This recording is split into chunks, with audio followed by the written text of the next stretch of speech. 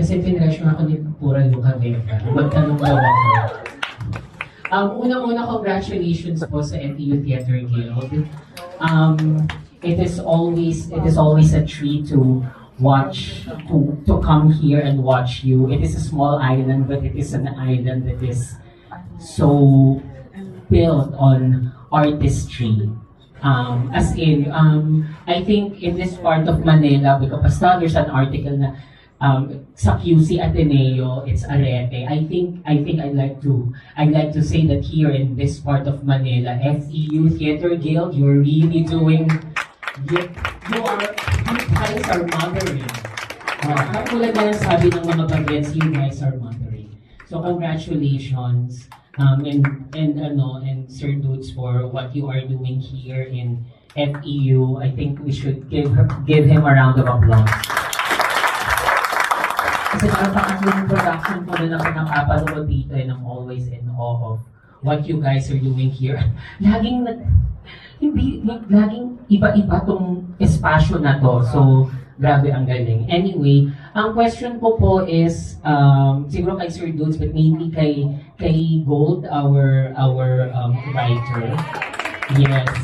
Kasi, I'd like to ask if ano yung artistic decision to adapt it na ganito with students? Siguro, dahil ba students sila and malapit sa kanila?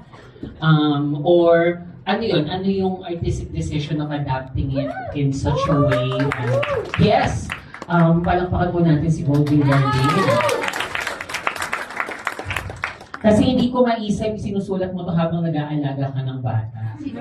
So, inaayos ko to nung maternity leave ko. so pinapatay ko yung mga bata dun sa kwento, di ba? Oo, so yun, parang I think people are also interested dahil ibang-iba nga siya from Lord of the Flies. Yes. So ano yung artistic decision of adapting it like this? Sige pa, salamat. Hindi naman din ito yung sobrang unang beses na naitanghal yung iba-ibang titles na siya. Kasi for some of you, sinulat namin siya para sa isang workshop ng PETA. Tapos yun, yung text talaga medyo open siya for improvisation. Maraming parts na pwedeng mag-adlib, ganyan, to allow the young people. In fact, dun sa original iteration nito, may ibang languages. Kasi nga, supposedly, mga dito, inalay sila. Alam niyo yung para silang, sige, maggagere, kunin natin yung mga magagaling na bata, tapos dalhin natin sa somewhere else para i-save, supposedly, di ba? Pero, nung along the way, biglang natamaan sila ng jet, para dun sa gera, no? So, nung sinabi ni Dunsa, ay gamitin namin siya for FDG, naisip ko na agad, Moraita.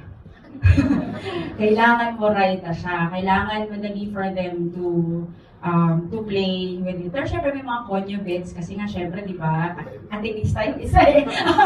Atenea dapat, Atenea, tapos meron kang FEU, ganyan. So parang, yung usapan mo namin ni Dun, syempre kailangan medyo may parts na hayaan mo yung mga bata na maglaro dun sa language, ganyan. Kaya madami din sa mga napanood yung kanina, adlib nila yun. Yun, no? I think it worked for them, no?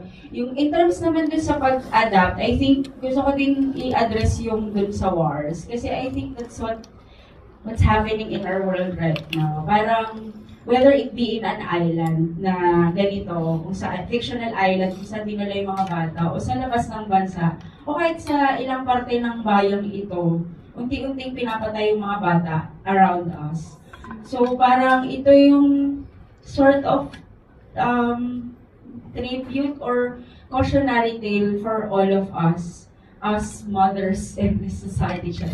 Na bilang magulang ng lipunan to, as an adult also, parang kailangan nating alagaan yung generation na paparating. Or sila, the young people, no? Kasi aanihin pa natin yung lahat nung talino at husay nila kung yung mundo sa paligid nila ay hindi conducive for them to live in, di ba?